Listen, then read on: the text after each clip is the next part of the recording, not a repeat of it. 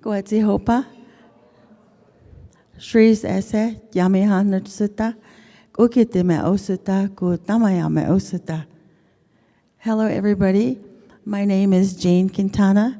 I come from Cochiti Pueblo, and I'm part Santa Ana Pueblo. I've lived in Cochiti for a little over 60 years. Started out at Santa Ana Pueblo. When I first started learning Kara's language, first I have to tell you, there's 19 pueblos in New Mexico. 7 of those pueblos speak Keres. Cochiti, Santo Domingo, San Felipe, Santa Ana, Acoma, Laguna, and Zia. We all speak that Keres language, different dialect. So in my first beginnings, when I lived with my mother and her family in Santa Ana, that's the dialect I learned first.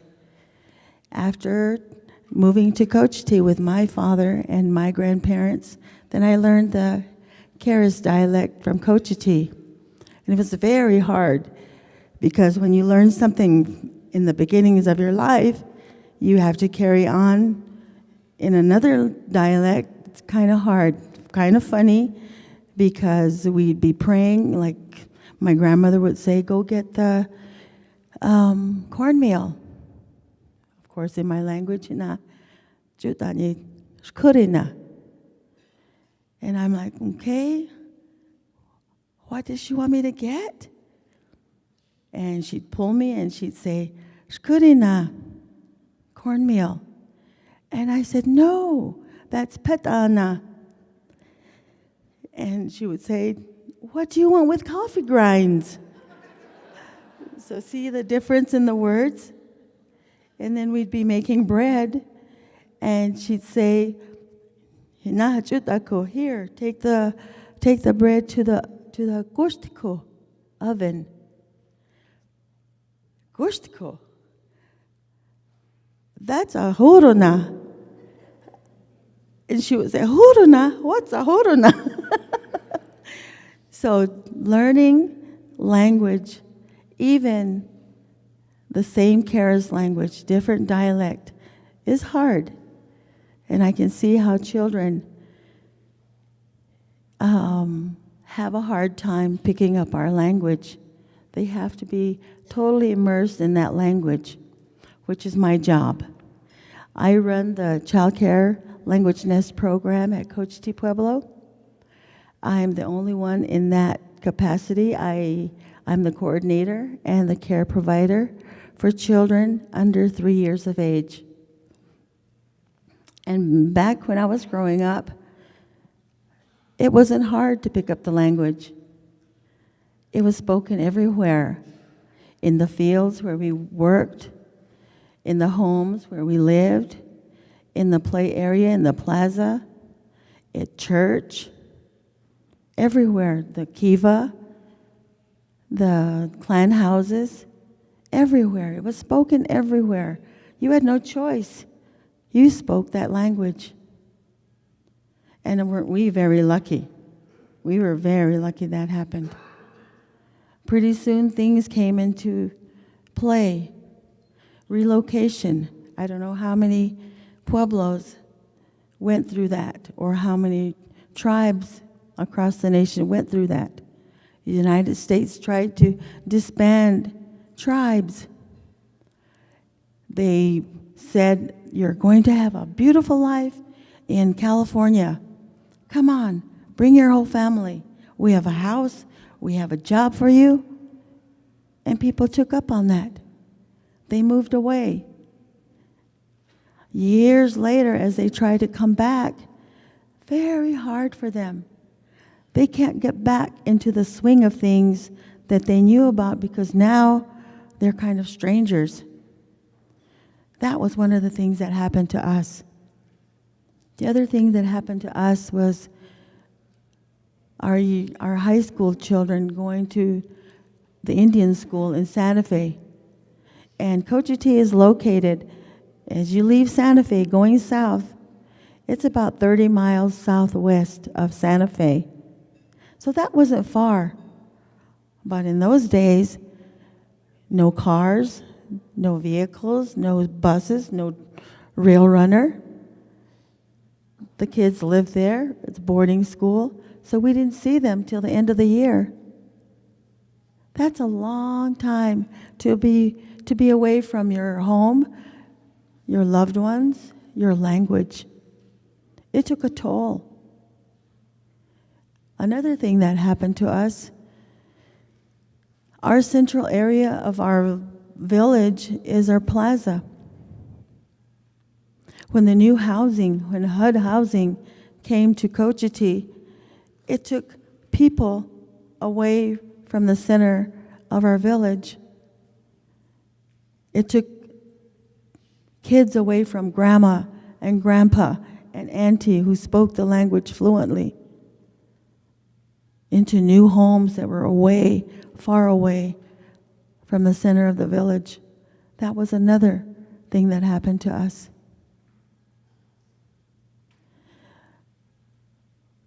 We had a day school in Cochiti that went up to the 6th grade.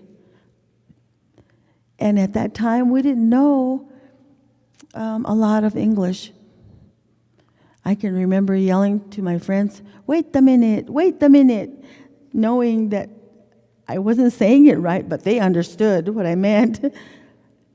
Or the boys catching on to this new game.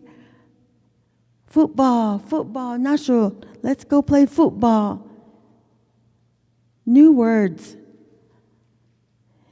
And even as young children, we had this game in the day school. The girls had this game during the winter months. We're a small village. I believe there's maybe 900 living in Cochiti right now. On the roll, probably a little over 1,000.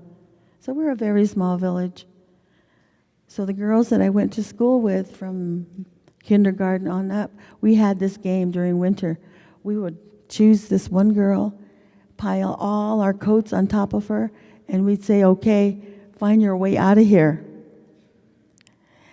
And our day school had a fence around it, and you had to find your way out of there. And yeah, we wouldn't let her bump into the trees or, but there was a fence and there was an out, and she had to find her way. As soon as she found her way to that gate, she threw off all the coats that she had on, and it meant we were able to speak our language again. Such little things that we held dear.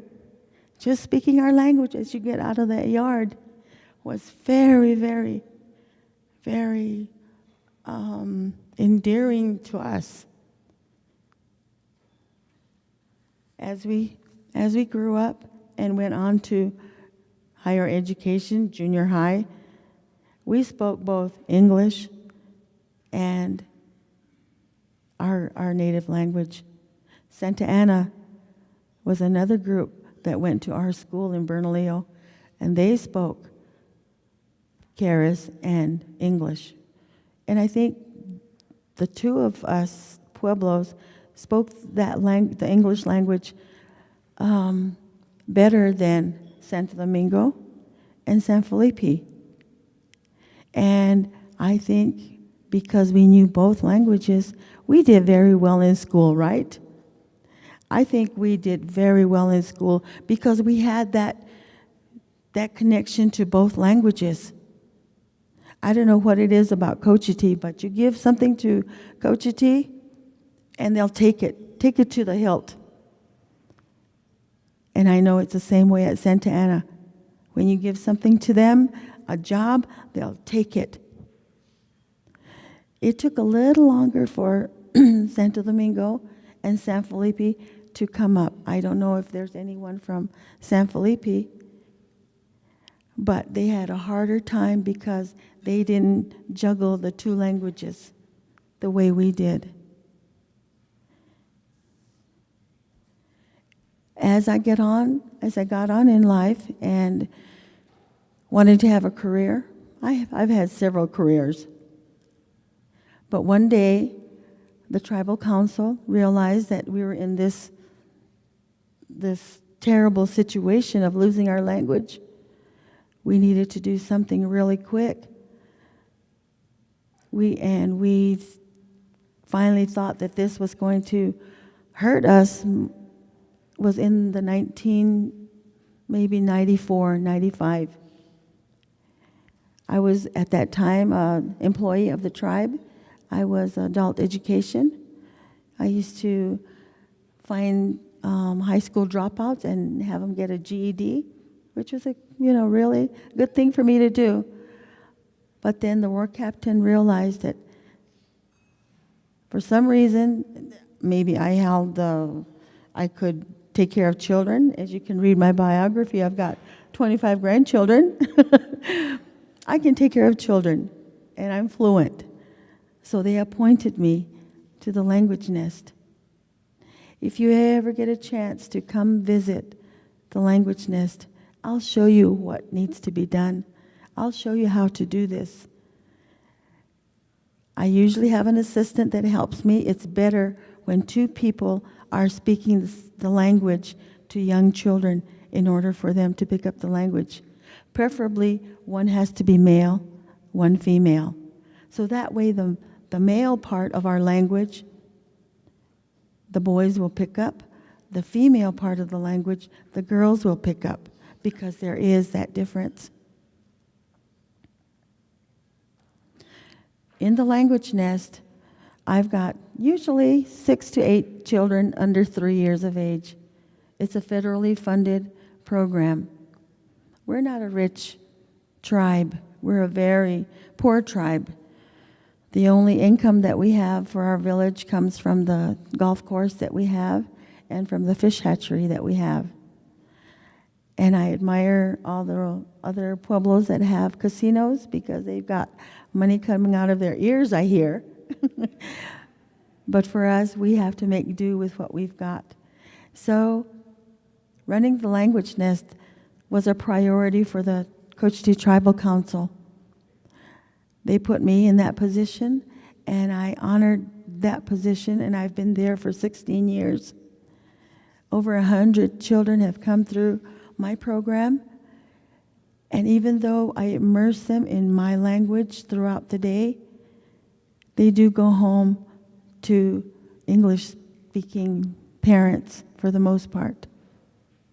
But I have to say that those parents are trying to learn also. There's different aspects of our language learning process that I'm part of.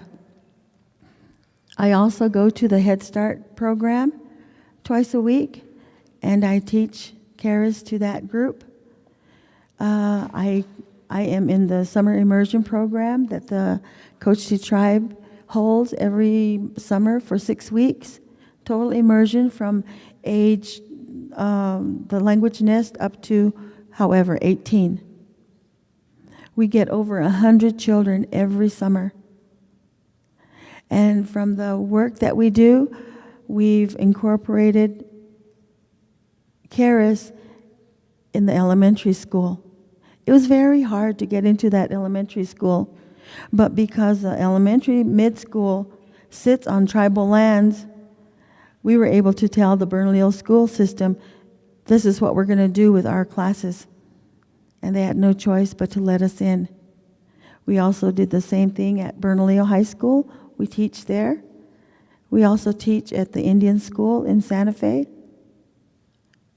We have language classes for parents, young adults in the evenings, once a week, male classes and female classes.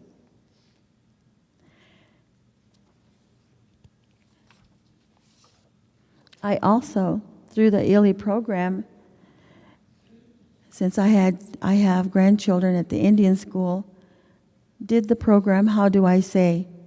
I was a mentor there, and this program really, really works. My grandson lived in Texas with his dad while his dad was going to college, and he didn't speak the language at all. So when he came back to the Indian school, when he came back home, and they enrolled him at the Indian school in junior high, this is a program that he got into. How he got into this, I have no clue. He just says, one day I knew I had to do this, so I was his mentor. The program is, he asks me, how do I say, and he'll give me a subject or a word, and we go from there. We build on that word, we build on that subject. He was able to choose a subject, and the subject was playing marbles. And in our language, it's called uros, which comes from the Spanish word, this ball-bearing thing that they play with. So he was able to take that game that he played and do it all in Keres and make a little film out of it. And now the Indian school has this film to show that if this boy that lived in Texas, that had a Texas drawl for a while, can come back home and do this, anybody can do this. We had 6 tribes represented in this How Do I Say program. And I have to commend the ILIS program for coming up with this. Some of the methods that they have in there, we use in the summer immersion program. In the language nest, as you become part of the language nest, you have some responsibilities as a parent. We don't charge any fee for your child to be in the program, only that you come and be part of the program whenever you're able to.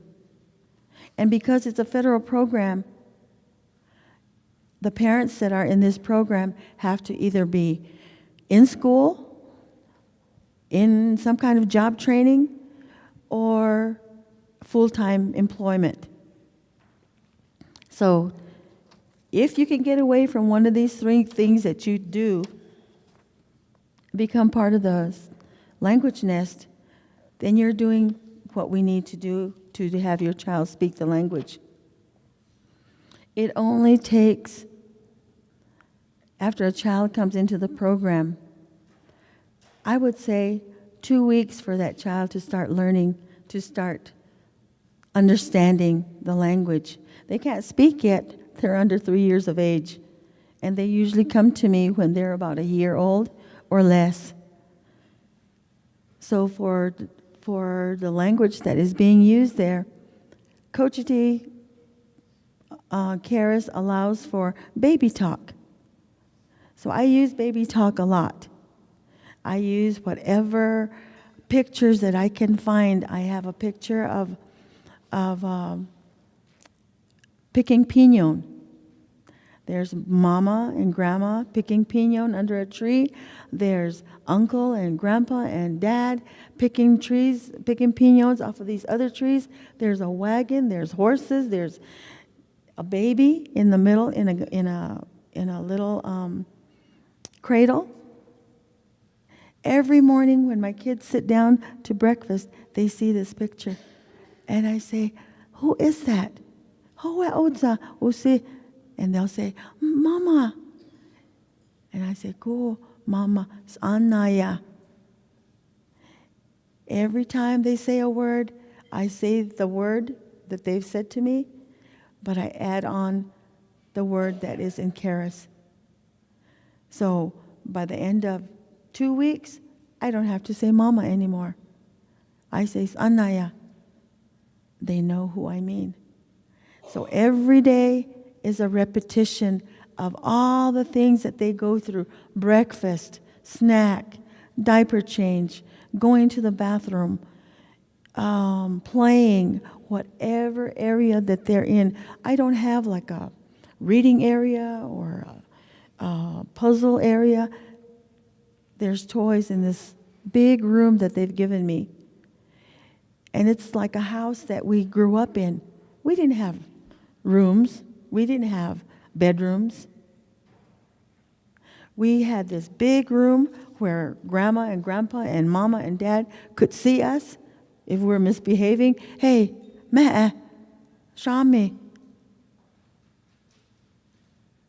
And I remember when I first went to junior high, one of the teachers remarked to us, when you go home tonight, shut the door to your room and do this homework so it can be done by tomorrow. I want this paper by tomorrow. And we're all looking at each other and go, what door to the room? What room? We did our homework at the kitchen table with Grandma making tortillas. So the things that were in the outside world didn't really fit in Cochiti. It was, we didn't have that.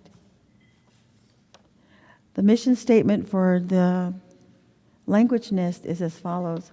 Our mission is to provide quality care to our Language Nest participants through the use of our Cochiti Cares language.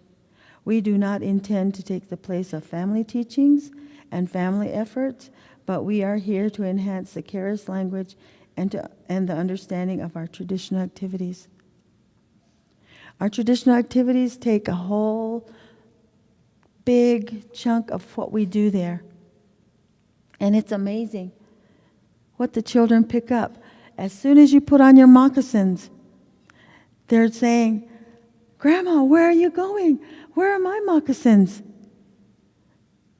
Or you get your shawl and they say, Grandma, I want my shawl. Where are you going?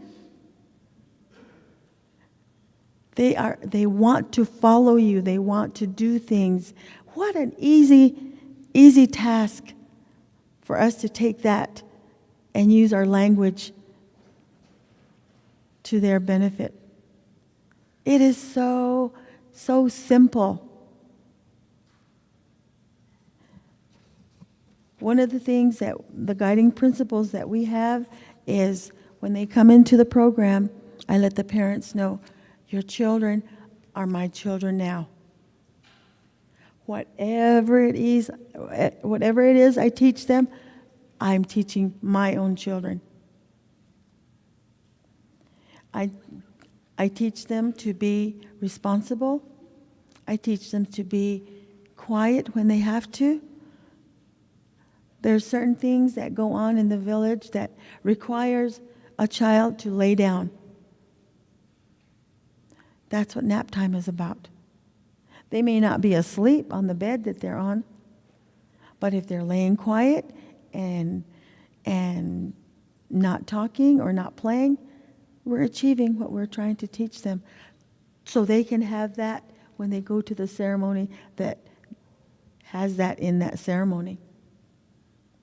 The other thing that we do is we make them feel important about who they are. It's just too long that people thought of Indians as nothing or somebody that's sub to them. So to build them up, we encourage, we let them know, you need to know your Indian name, you need to know the clan that you come from. And I have a song that goes with that. And it's called Shkashkashka. Shkashkashka is quail. And when a quail mother has babies, she has how many quail? They follow her everywhere. And like mothers, I know mothers here, when you're calling your daughters and you have lots of kids, you say, oh, Jane, Mary, which one am I calling? That's the same thing with a quail.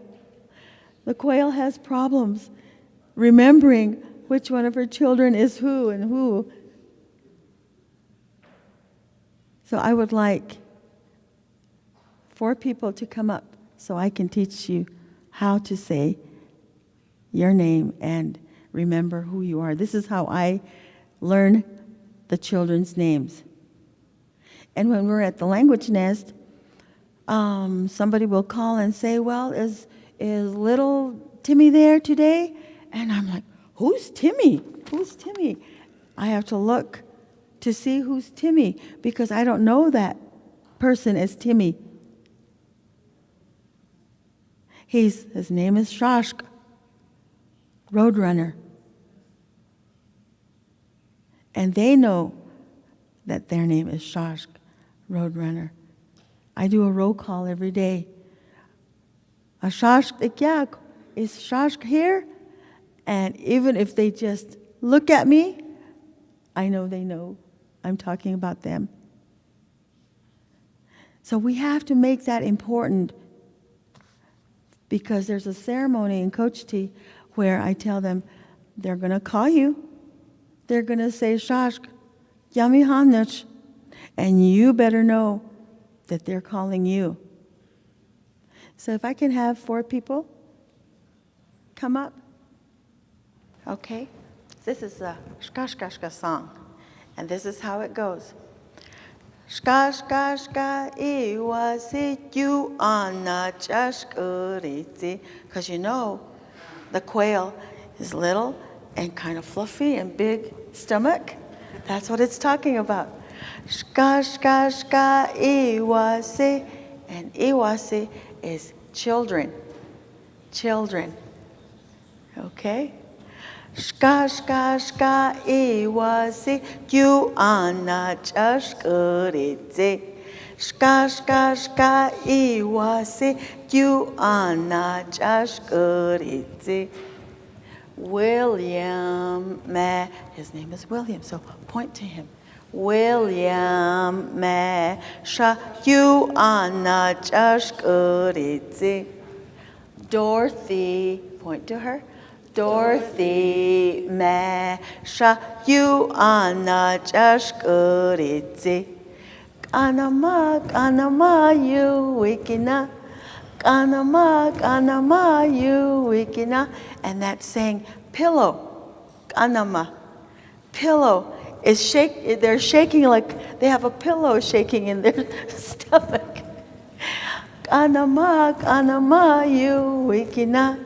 Kanama you wikina. Okay, this is where it gets physical. More physical than what you're doing. So we have to jump like the quail. Dum dum this way. Dum dum this way. Then we start over again. Shka shka shka iwasi you anna chashkuriti. Shka shka shka iwasi you anna chashkuriti. Terry me sha you anna chashkuriti. Truth me sha you anna chashkuriti.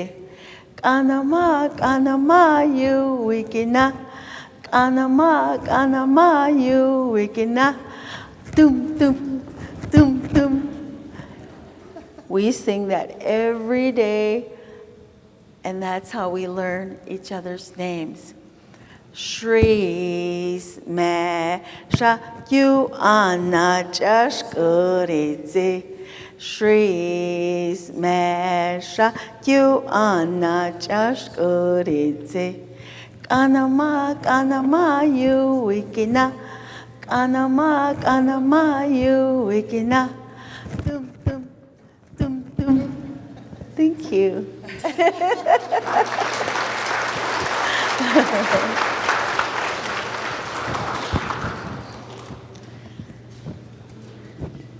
So in teaching the children their names and their clans, they're able to hold their head up when they're called upon and feel good about themselves. And you won't believe, in Cochiti, everyone, all the kids know each other by their Indian name. It seems like our English names have gone to the side. One of the things that is sacred in our village is food. So we teach children at an early age that food is because we didn't have it. I remember growing up and not having food, you know. I would have tortillas. I would have beans. I think that's how we grew up, beans and tortillas. And nowadays, you see Lunchables, you see whatever snacks that the kids have, and they're not like thankful for what they have. We have to teach that again because we lost that. We have to teach them to be grateful that they have this. You know, not everybody across the world, not everybody has this food. So things like that, we are all related. We tell them we're cousins, we're whatever, we're uncles, we're all related. And then to the parents, the responsibilities that they have is they have to come to any class that we hold, and it's usually in the evening.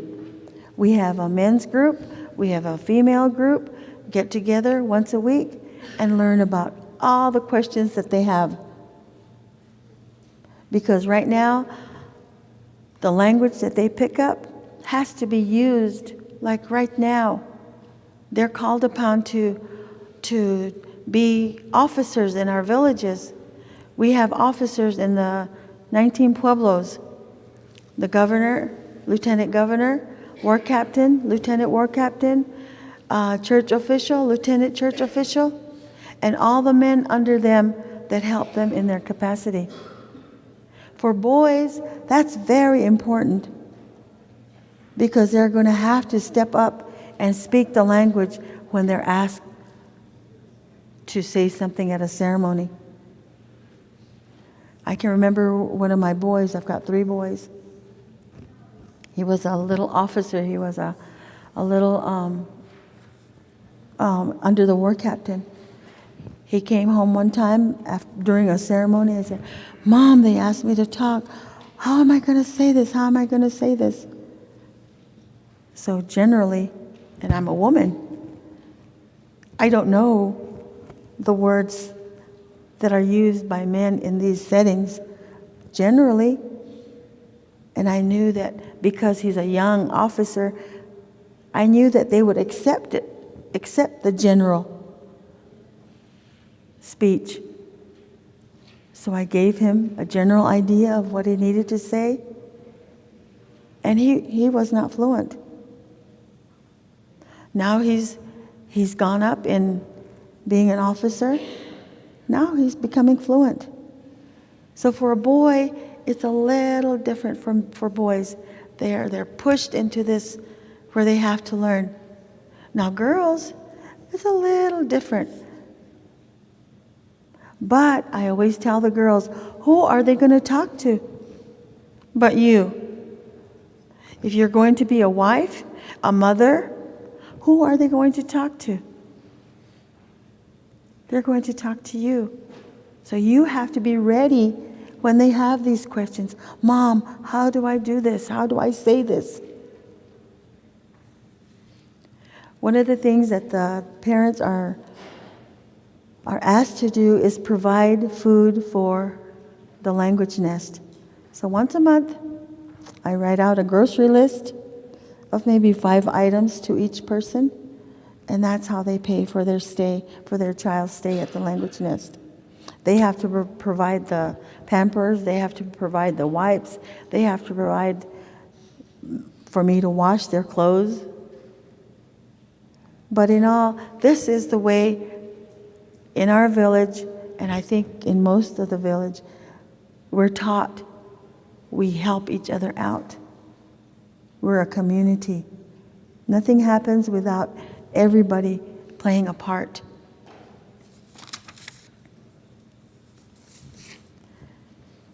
One of the things that has happened in my family, and I've got 13 great-grandchildren.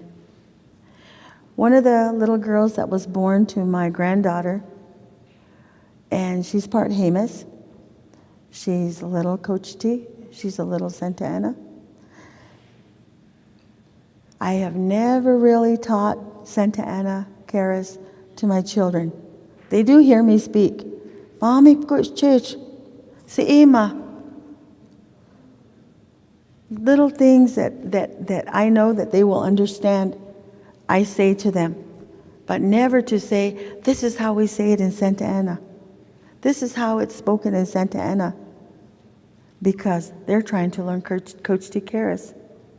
So my great-granddaughter, when she was born and she was able to, one of the first words they learned is mama, right? Mama or dada. Well, the first word that came out of her mouth was tato. And that makes me cry because how did she know that? How did she know that, to say that? Tato. That's Santa Ana for grandmother. We don't live in Santa Ana. I don't speak that language to them. That I don't say tato. You call me tato. No, ta'u. Ta'u trees, that's who I am. But she spoke tato. And the girls were, Mom, come here, Mom. Look, listen to her. She's the only one that gets cash for Santa Ana Feast. Because she speaks the language. As Dorothy said, language is in the heart. I believe that. Language is in the heart. It's in your brain. I don't know if you ever watched or read the books, Clan of the Cave Bear. Well, that lady that was a white lady researched the human beings from their infancy and the things that are in this book, in these books, and she has, I think, 7 or 8 books. She says that it's in here. Our knowledge of our culture, of our language is in here. It's in here. All we need to do is hear it. All we need to do is live it, and it's going to come out. And my great-granddaughter proved that. It's right here. All we need is people like you that take the time to learn the language, to teach the language, to keep doing what you're doing. Every day, do it. I have a quote here from Eva Mendes, and she's an actress in Hollywood, but she's Hispanic, and she's married, or she's with a white man, and they have a child. But to her, I guess they have 2 children. She says, I speak to them in Spanish. Anytime I have an opportunity to introduce them to my culture, whether it's through music or through food, I do. That is a main priority. So it not only affects us, it affects every language that is spoken here. A few years ago, I remember English being in trouble. Like, is English going to be our major language spoken here in the United States? I remember seeing things about that. But every language has a problem. Every people has a problem. During our summer immersion program, we try to get teachers to come help us teach. It is very hard, as you may know, to get teachers to come into the program. One of the ways that we do this is we have help through the summer program from Sandoval County, which we live in. They have summer jobs for youth. Five Sandoval has summer jobs for youth. The Indian School program have summer jobs for the youth. So all these young kids from Cochiti have the opportunity to have a job. Yeah, they probably are thinking, well, I'm not going to go to the summer program this year. I need to find a job so I can have money next year because I'm going to be a senior. but they want to work for the program. Oh, you come on. We'll teach you. We've got kids that have come through the summer program, through the Language Nest program, Head Start program. They come to work for us during the summer. We put them in the capacity of teacher aide. And when you come to this afternoon session with me, you'll see that they help us so much. And because they're not in the summer immersion program per se, learning in class, they are still learning because they have to sit through lesson plans. They have to sit through, okay, should we say Moñuere or Morowenyi? That's a dilemma we're having in Cochiti. Some people say Morowenyi. Some people say Moñuere. So we have to come to a consensus, okay, which one are we going to use this year? Even simple things like that. That's why our language isn't written. Our tribal council has said, no, we don't have the leisure of learning how to write this language. We don't have the time. We have to speak it now and learn, teach through just speaking. So that's how we're doing. This is a quote from Santa Fe Indian School graduate that made a report last year on language. In my community, I have begun to notice that my people are not speaking our Keres language as often as they used to. And she's 18. Our Keres language has a lot of value to it. As I've grown older, I've begun to see and realize how much our language is important and how much we need it. That is why I want to make a change in my pueblo to help my people learn and speak our language as often as we should be speaking it. And I don't know if you get to a point in your life, whatever age it is, that you find out that you need this. We need to make it a priority that they do learn it. This high school graduate, probably going on to college. So in her family, it needs to be spoken more. And it's usually when I run into anybody in the village and I say, Kuete, how are you? Kuete. If they speak to me in Keres, then I know I'm okay to keep going on in Keres. But I need to turn that around. Even though the young people or whoever talks to me in English, I keep talking Keres. And I realized that a few years ago. We need people, and with the elderly in our village, it is very hard because of all the things they went through to keep speaking the language because they think we don't understand. So in order for them to talk to us,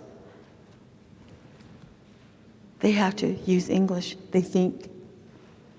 But we tell them, Grandma, what ganye? Gatisha.